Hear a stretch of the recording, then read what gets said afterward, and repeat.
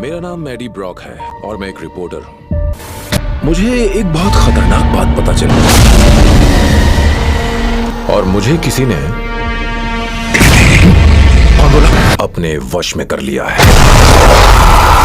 इंसान और सिम्बियोट का संगम हो जाए तो एक ऐसी नस्ल पैदा होगी जो हर नस्ल से बेहतर होगी। उससे क्या चाहते हो? सकते हैं आंखें, कुर्ते और फेफड़े। वाह क्या नाश्ता मिला है आज। वैसे इतनी बुरी भी नहीं है। तुम्हें कोई आइडिया नहीं कि तुम मुझे कितना डरा रहे हो।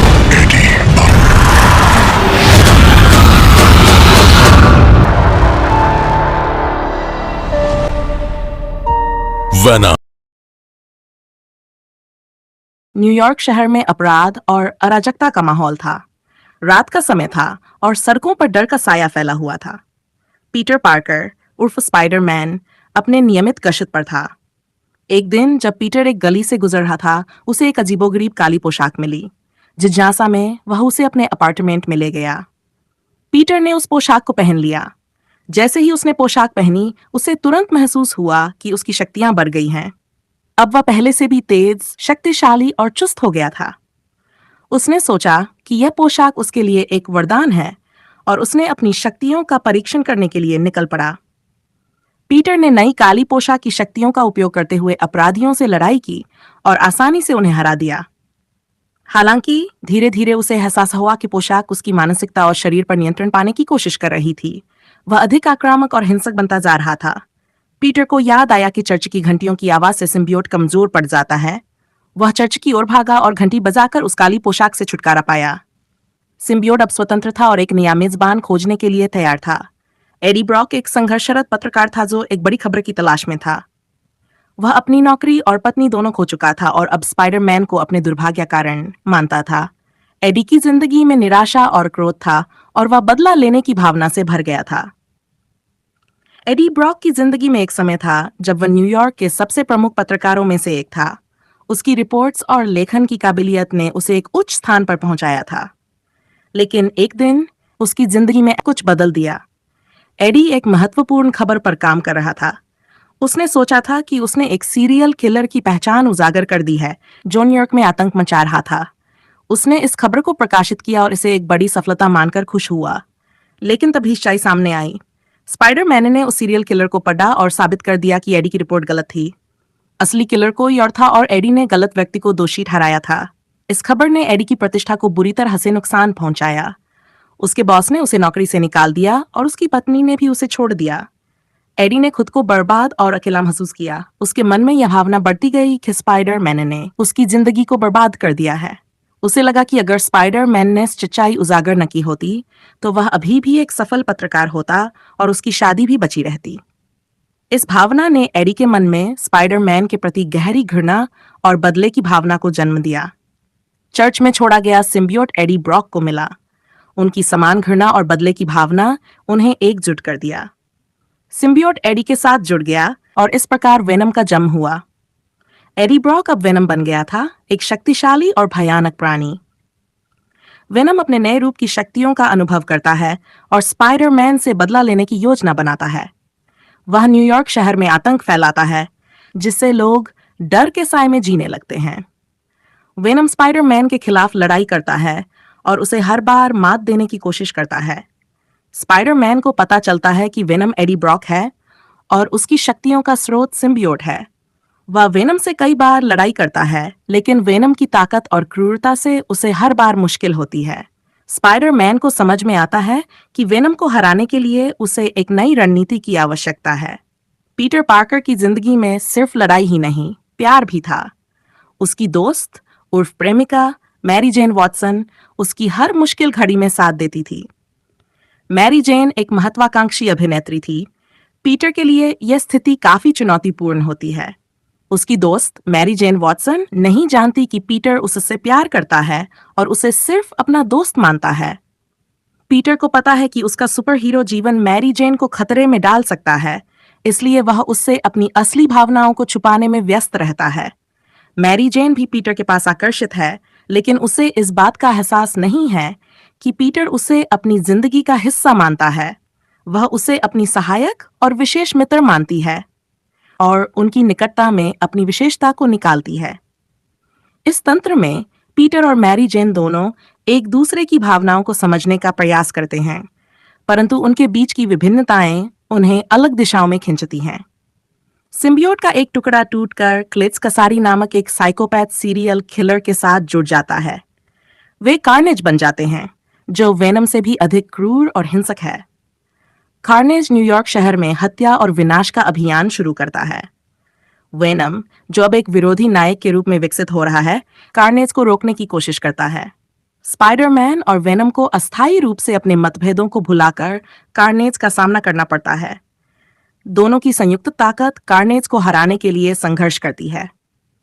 स्पाइडरमैन और वेनम की जोड़ी कार्नेज के खिलाफ एक महाकाव्य लड़ाई में शामिल होती है। न्यूयॉर्क शहर की सड़कों पर यह लड़ाई होती है, जिसमें दोनों पक्षों को भारी नुकसान होता है। अंततः वेनम और स्पाइडरमैन की संयुक्त ताकत कार्नेज को हराने में सफल होती है। कार्नेज के हारने के बाद वेनम एक नए रास्ते पर चल पड़ता है। एडी ब्रॉक अपने बेटे डायलन के साथ एक नई जिंदगी शुरू करने की कोशिश करता है। वेनम अब एक विरोधी नायक के रूप में शहर की सुरक्षा के लिए काम करता है। स्पाइडरमैन और वेनम के बीच अब एक अस्थायी सहयोग और सम्मान की भावना विकसित होती है। पीटर और मैरी जेन की कहानी भी एक नई दिशा में बढ़ती है। वे एक दूसरे के प्रति अपने प्यार को और मजबूत करते हैं और साथ मिलकर आने वाले खतरों का सामना करने के लिए तैयार रहते हैं। एडी ब्रॉक और डायलन ब्रॉक एक पार्क में घूम रहे हैं। एडी को एहसास होता है कि अब उनकी जिंदगी में शांति है, लेकिन एक नई चुनौती कभी भी आ सकती है। वेनम अंदर से कहता है, हम तैयार हैं। एक अंधेरे और गुप्त लैब में वैज्ञानिक प्रयोग कर रहे हैं। उनकी पोशाकें और उपकरण अत्याधुनिक हैं। उनमें से एक, डॉक्टर कार्लटन ड्रेक, लैब में प्रवेश करता है। उसके चेहरे पर गंभीरता है। तुम्हारी असफलता तबाही की शुरुआत है, पार्कर। ड्रेक डरावने तरीके से बोलता है। अचानक सिम्बियोट बाहरी ध्वनियों को ध्यान देता है। एक वाहन की ध्वनि बड़ी तेजी से बढ़ती है और पीटर को समझ में आता है कि उसके पास कम समय है। इस बार नहीं। उसने सोचते हुए अपनी वेब शूटर से ड्रेक को बांध दिया और बाहर तेजी से भागने लगा। सिम्बियोट ड्रेक के शरीर में खिंच जाता है, लेकिन उसके पास पीटर को रोकने का समय नहीं होता। वह दौड़ता है। ड्रेक की चीखों की गूंज सुनाई देती है और बाद में वह सिम्बियोट के साथ एक दुखी दृष्टि से वापस आता है। पीटर जानता है कि यह सिम्बियोट और ड्रेक का संयोजन एक नए खतरे का संकेत है। सड़क पर पीटर ने देखा कि एक भारी वाहन तेजी से उनकी ओर आ रहा था। वह तेजी से किनारे की ओर कूद गया और वाहन को टाल दिया। वाहन अचानक रुका और उसमें से एक व्यक्ति उतरा, जो सरकार का एक उच्च अधिकारी था। उसने पीटर को देखा और कहा, स्पाइडरमैन, हमें तुम्हारी मदद की जरूरत है। पीटर ने उस अधिकारी की बात सुनी और कहा, किस बारे में? अधिकारी ने जवाब दिया, ड्रेक और उसका सिम्बियोट हमारे नियंत्रण से बाहर हो चुका है। हमें उसे रोकने के लिए तुम्हारी जरूरत है। पीटर ने सिर हिलाया और कहा, मैं जानता हूं, हमें मिलकर काम करना होगा।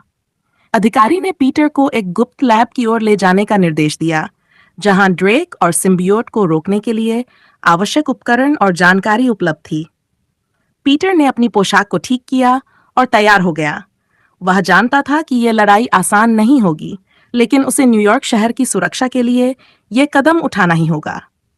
गुप्त लैब में पीटर ने देखा कि वैज्ञानिक और अधिकारी मिलकर काम कर रहे थे। उन्होंने पीटर को एक नई तकनीक और उपकरणों के बारे में बताया, जो सिम्बियोट को नियंत्रित करने और उसे कमजोर बनाने में सहायक हो सकते थे। पीटर ने उपकरणों को ध्यान से देखा और उन पर काम करना शुरू किया। अंत में पीटर और उसकी टीम ड्रेक के खिलाफ लड़ाई के लिए तैयार हो गए। वे जानते थे कि यह लड़ाई उनकी अंतिम लड़ाई हो सकती है, लेकिन वेनम और स्पाइडरमैन ने मिलकर इसे संभव बनाया था। पीटर ने अपने वेब शूटर को चेक किया और अपनी योजना को अंतिम रूप दिया। जब वे ड्रेक की गुप्त ठिकाने पर पहुंचे, तो उन्होंने देखा कि ड्रेक और उसका सिम्बियोट पहले से ही तैयार थे। ड्रेक ने हंसते हुए कहा, तुम सब बेवकूफ हो, तुम मुझे नहीं रोक सकते। लेकिन पीटर ने आत्मविश्वास से कहा, हम देखेंगे। लड़ाई शुरू हुई और पीटर और उसकी टीम ने सिम्बियोट और ड्रेक के खिलाफ अपना पूरा दमखम लगा दिया। वेनम ने अपने अनुभव और शक्ति का उपयोग करते हुए सिम्बियोट को कमजोर किया, जबकि पीटर ने ड्रेक को रोका। लड़ाई कठिन और लंबी थी, लेकिन अंत में वेनम और स्पाइडरमैन की संयुक्त ताकत ने ड्रेक और सिम्बियोट को हराने में सफलता पाई। ड्रेक को गिरफ्तार कर लिया गया और सिम्बियोट को सुरक्षित तरीके से अलग कर दिया गया। न्यूयॉर्क शहर फिर से सुरक्षित हो गया और पीटर ने राहत की सांस ली। उसने वेनम की ओर देखा और कहा, शुक्रिया, तुम्हारी मदद के बिना यह संभव नहीं था। वेनम ने सिर हिलाया और कहा, हम सभी की सुरक्षा के लिए यह जरूरी था। अब हमें आगे की चुनौतियों का सामना करना होगा। पीटर ने सिर हिलाया और कहा, हम तैयार हैं। और इसके साथ ही उन्होंने एक नए दिन की शुरुआत की, जिसमें वेनम और स्पाइडरमैन की जोड़ी न्यूयॉर्क शहर की सुरक्षा के लिए हमेशा तैयार थी। नई शुरुआत कुछ हफ्तों बाद पीटर और मैरी जेन एक कॉफी शॉप में बैठे थे। उन्होंने अपने भविष्य की बात की और अपने संबंधों को और मजबूत बनाने का संकल्प लिया। पीटर ने मैरी जेन से कहा, हमने बहुत कुछ सहा है, लेकिन अब हमें एक नई शुरुआत करनी होगी। मैरी जेन ने मुस्कुराते हुए कहा, मैं जानती हूँ पीटर, हम साथ हैं और यही सबसे महत्वपूर्ण है। उन्होंने हाथ मिलाया और एक नई यात्रा की ओर बढ़े। एडी और डायलन दूसरी ओर, एडी ब्रॉक और उसका बेटा डायलन ब्रॉक एक पार्क में खेल रहे थे। एडी ने देखा कि डायलन खुश था और उसे एहसास हुआ कि वेनम के साथ भी वह एक अच्छा पिता बन सकता है। वेनम अंदर से कहता है, हम तैयार हैं। एडी ने सिर हिलाया और कहा, हाँ, हम तैयार हैं। टॉक्सिन का आगमन लैब में डॉ कार्लटन ड्रेक को कड़ी सुरक्षा में रखा गया था, लेकिन एक वैज्ञानिक ने एक काली पोशाक को ध्यान से देखा और कहा, यह टॉक्सिन है, हमें इसे सुरक्षित रखना होगा। डॉ ड्रेक ने मुस्कुराते हुए कहा, यह अंत नहीं है, बल्कि एक नई शुरुआत है। अंतिम ध्वनि पीटर, एडी और मैरी जेन ने अपने जीवन में शांति और सुरक्षा को महसूस किया, लेकिन वे जानते थे कि भविष्य में नई चुनौतियां आ सकती हैं। लेकिन इस बार वे तैयार थे और उन्होंने एक नई ध्वनि में अपनी यात्रा शुरू की। हम तैयार हैं, उन्होंने एक स्वर में कहा, और उनकी आवाज न्यूयॉर्क शहर की सड़कों पर गूंज उठी, जो एक नए और सुरक्षित भविष्य की प्रतीक थी।